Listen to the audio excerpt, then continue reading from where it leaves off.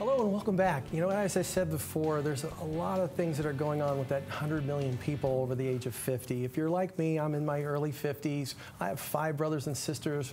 My parents are going to turn 80 this year, and there's a lot of issues that go along when people get older in life. In the 70s and 80s, there's health issues, there's incapacity issues, there's Alzheimer's.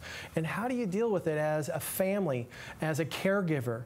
And that's the reason why we have Paula Shaw. She's a transition specialist, and she's come to talk to us about those issues. And they're really big issues that we're all going to be dealing with, and we want to get some of that conversation down to help understand what's going on and what we can do. Paula, welcome to the show. Thank you so much. It's great to be here, Steve.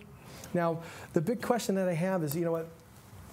People start taking care of their parents, and a lot of times parents who have never had anybody had to take care of anybody are saying, "Hey, I expect my kids to take care of me." Right. But what a lot of people don't understand is those kids are now giving up a portion or a good portion of their retirement to take care of mom and dad. Now, I'm not saying it's a bad thing or a good thing, but studies also show that when somebody's taking care of a parent or a loved one or a spouse, they're usually the next person to have health issues or incapacity issues, and they're going to have to get taken care of as well. Right. So there's a reduction in life expectancy, so to speak. Does that make sense?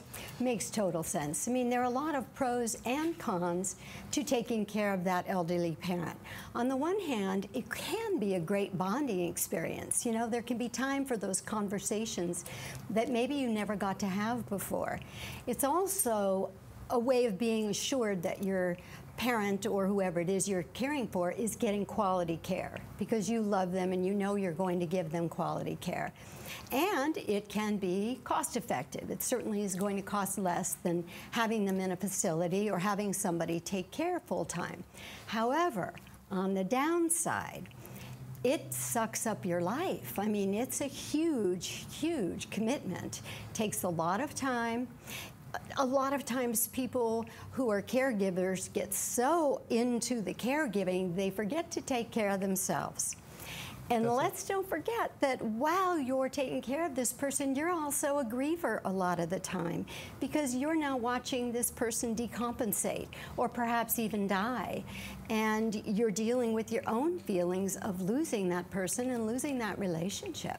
And on top of that, you know what, I see some of this in my practice where we have a loving wife or a husband start taking care of somebody with Alzheimer's. And to give you an example, one of my clients, his wife would follow him around everywhere, and she would walk out the back door, walk into the front door, and he would open up that door for her, and then she'd walk to the back door and wait until he opened it up because it was locked, and walk around again. And this happened like all day.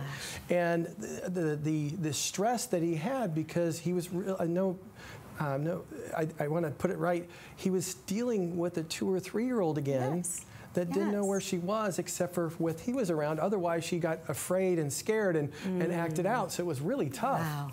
So in essence, he lost his own life, or at least the quality of his own life, because he pretty much had to be there all the time. And talk about some grief issues. You know, we all sort of have our plans and dreams for how life is going to end and what we'll be doing with that spouse at the end. And going from the front door to the back door probably wasn't what they had in mind. No. So you're dealing with the loss of the dreams, the loss of your life and your lifestyle, not to mention the loss of what you did in your own life that now you can't do. You don't have that kind of time. It's a big loss of freedom. So what should people be doing in order to take care of themselves, deal with that grieving while they're taking care of somebody? It's a good point. You know, and one of the things you need to remember, and I'm really adamant about this, remember what they tell you on the airplane before it takes off. Put the oxygen mask over your own mouth before you assist someone else. You have to take care of yourself. Whatever that is for you, you need to exercise, you need to eat right, you need to have somebody who can take over for X amount of time, whether it's a few hours a day or a day or two a week, so that you can go to lunch with the girls or get your nails done or your hair done or take care of your personal chores and do those things that gave your life meaning before, because if you give up everything, the well goes dry. And if you aren't doing something to fill that well back up, it doesn't matter how many people line up with their little tin cup. there's nothing to give out. The resources are gone. So, you know what, one of the big things is, like I said, I'm one of 5 kids. And a lot of times when people are looking at care for mom and dad, it's a family thing. Is that a good thing to get the whole family involved? Because, you know, I've got a brother in Indiana, you know. Yes. How do you deal with all that?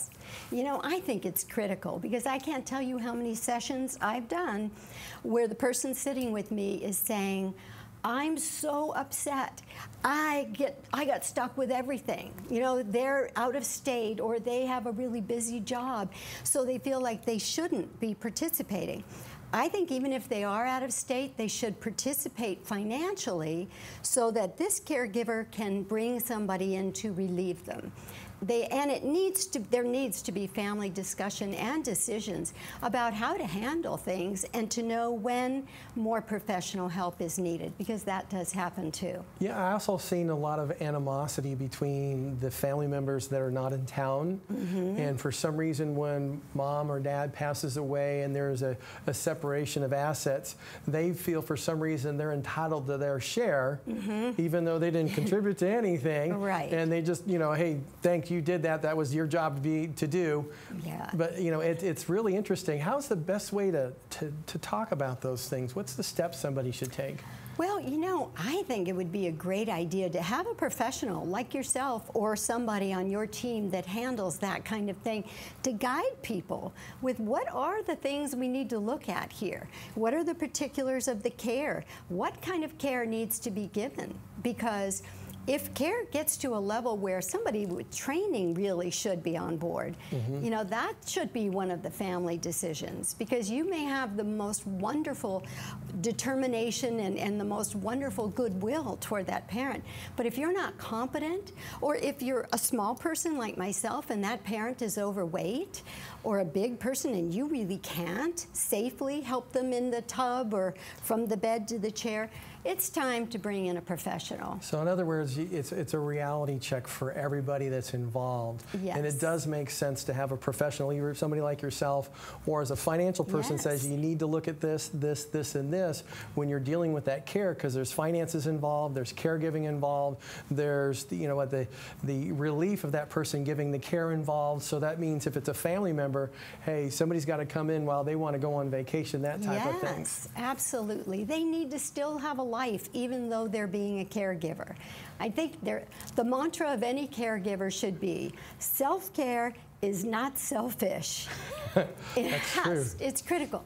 It's not an indulgence, it's critical. Paula, thank you so much for sharing this on the show today. My pleasure. Hey, if you would like to get Paula's book, it's called Grief, When Will the Pain Ever End?